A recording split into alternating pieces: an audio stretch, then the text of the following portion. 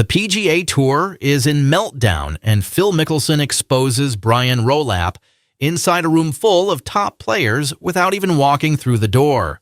There was no shouting. A confrontation never happened. Phil was nowhere near the meeting.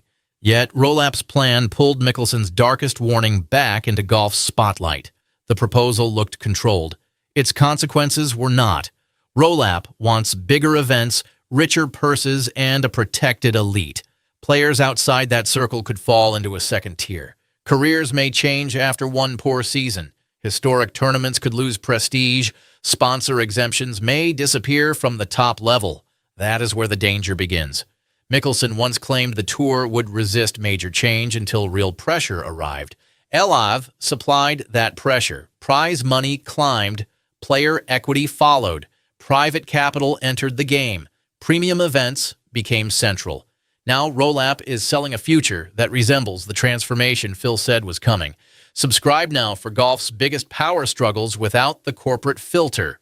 The shocking part is not Mickelson's absence. It is the possibility that his warning controlled the room anyway.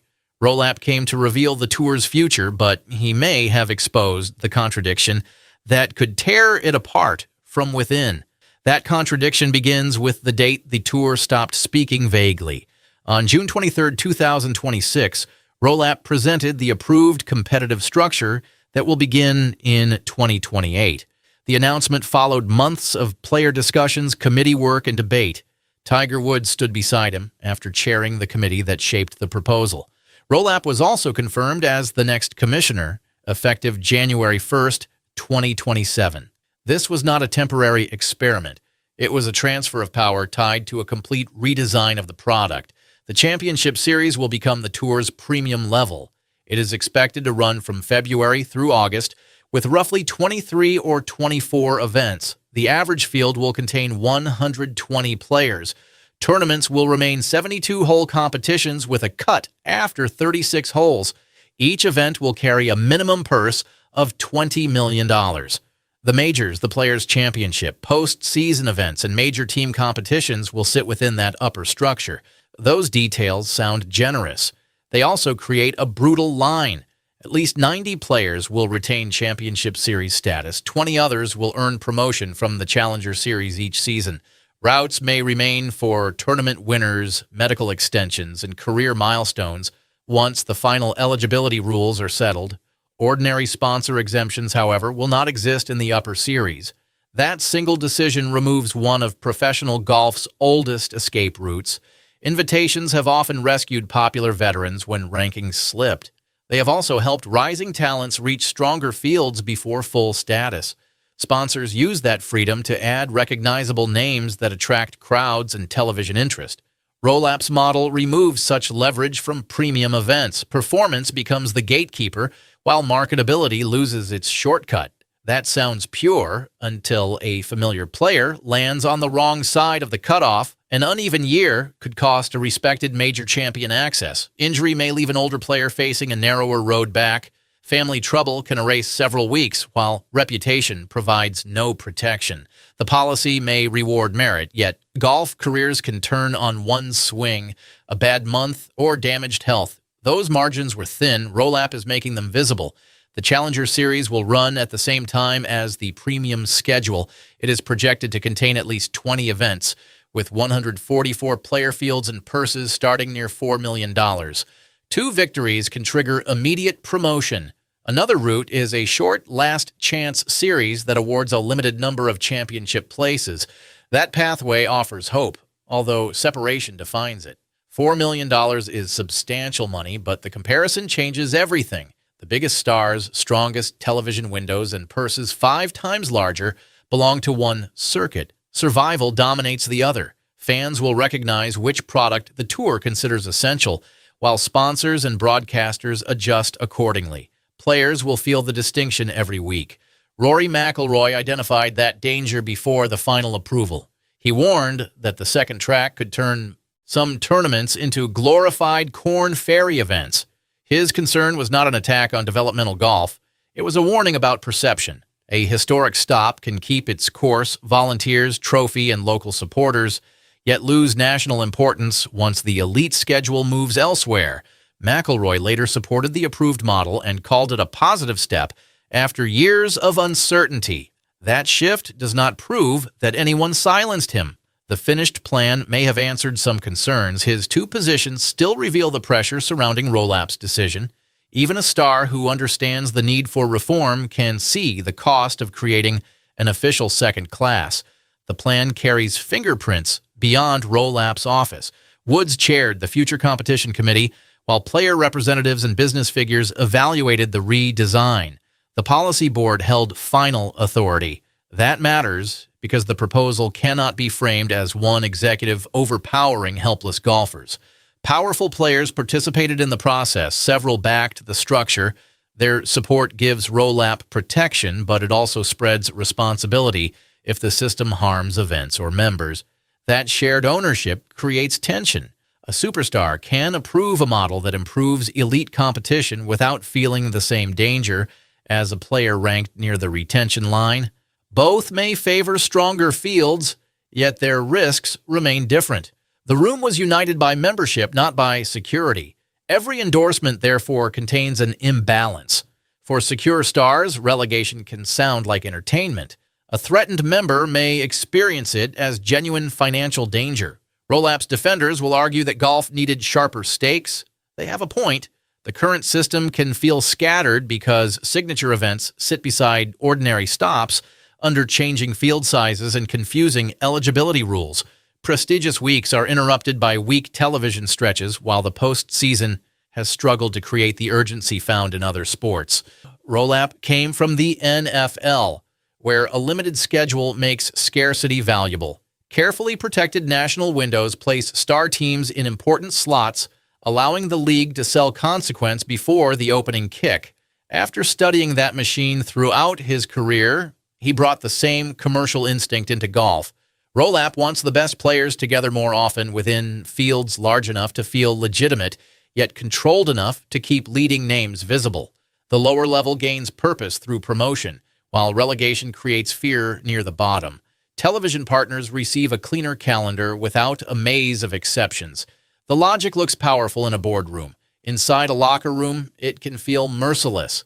That difference between commercial elegance and personal insecurity is the pressure point Mickelson's history makes impossible to ignore, because reform always looks cleaner before names are attached. This is where Mickelson enters without entering. His role is not based on a secret recording or a dramatic appearance. It comes from his public claims about what the tour resisted before LIV forced the issue. In March 2023, Mickelson said he had brought Jay Monahan a proposal backed by a $1 billion commitment from an existing tour partner. According to Phil, the concept involved 8 elevated events, plus equity and ownership for players. Reporting later connected that claim to a proposal discussed in late 2021. The plan reportedly envisioned 8 big money tournaments, fields between 48 and 60 players, and purses ranging from $20 to $25 million. Players would have shared equity. An outside group would have operated the events while paying the tour a partnership fee. Important caution belongs here. Mickelson's version of Monahan's response remains Mickelson's account. No independent record proves every word of the exchange. The tour did not adopt that exact plan. Rolapp's model includes larger fields, cuts, relegation, and a direct promotion pathway. LIV's format and the old proposal were different in major ways. The contradiction survives those differences. Mickelson argued that meaningful outside pressure was needed before the tour would surrender control, share ownership, and rebuild its premium product. LIV then arrived with enormous guarantees and a rival schedule.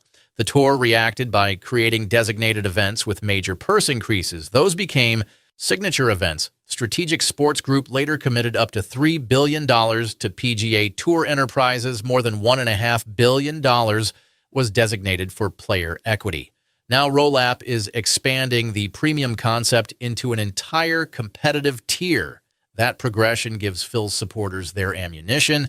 They can say the tour mocked the messenger, punished the rebellion, and eventually accepted the economic problem he identified. Rolapp did not create that history. He inherited it. His new structure places the evidence under brighter lights. Critics of Mickelson will answer that pressure does not equal wisdom. His Saudi comments caused justified outrage, and moving to LIV brought personal financial rewards. One player cannot claim ownership of the tour's evolution. Influence came from Tiger Woods, Rory McIlroy, board members, sponsors, investors, and many professionals whose names rarely entered the public fight. That rebuttal is fair. It still cannot erase the timing. Leadership resisted external control over premium events before LIV became a real threat. Once defections began, larger purses appeared with remarkable speed. A disputed idea called player ownership turned into a central selling point. Commercial pressure also made limited elite competition acceptable.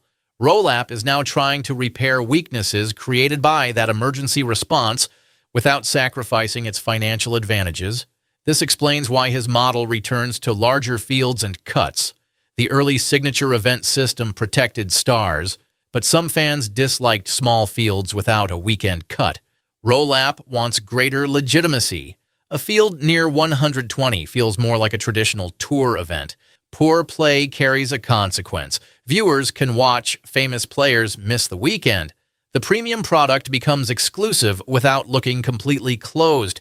Yet the door remains narrower than before. No sponsor exemptions means famous names cannot simply be placed inside. Challenger players may earn immediate promotion by winning twice, but one victory will not guarantee access. Annual movement creates drama while exposing members to sudden decline. The system resembles promotion and relegation in European football more than the traditional American model of protected franchises. Rolapp has described the pathway as merit-based, which sounds like the fairness fans often demand. Scorecards should matter more than relationships, so fame cannot unlock exemptions. Denied to an unknown player, complaints about struggling stars receiving privileged opportunities have followed the tour for years. Then reality complicates the principle. Tournament sponsors invest because recognizable players sell tickets. Local charities benefit from attention. A former champion can carry emotional value beyond his current ranking. Removing sponsor discretion may improve fairness while weakening connections built across decades. The tour gains central control, although it risks flattening the identity of individual stops. Some events will move into new markets. Rolapp has mentioned cities such as Boston, Denver, New York, Philadelphia, San Francisco, Seattle, and Washington as possibilities for premium dates. Expansion creates commercial opportunities. It can also leave existing tournaments fighting over the places that remain. Tradition will compete against population, corporate money, media reach, and modern stadium-style ambition. That battle will not resemble a meltdown during a press conference. Lost dates or altered sponsorships will reveal it later. Host communities may become angry. Players could discover that an event they valued now belongs to the secondary calendar. The room full of top players therefore matters because each listener heard something different. Secure stars could picture larger fields on richer stages. A borderline member likely saw the retention line beneath his feet. Tournament hosts may have imagined a future decision arriving from headquarters, whereas investors heard the promise of a cleaner product. Television executives saw dependable star inventory. Mickelson's shadow turned those reactions into a judgment on the past. Rolapp is selling the overhaul as progress, and much of it may work. Stronger competition could emerge within a schedule that becomes easier to follow. Promotion races offer fresh stories.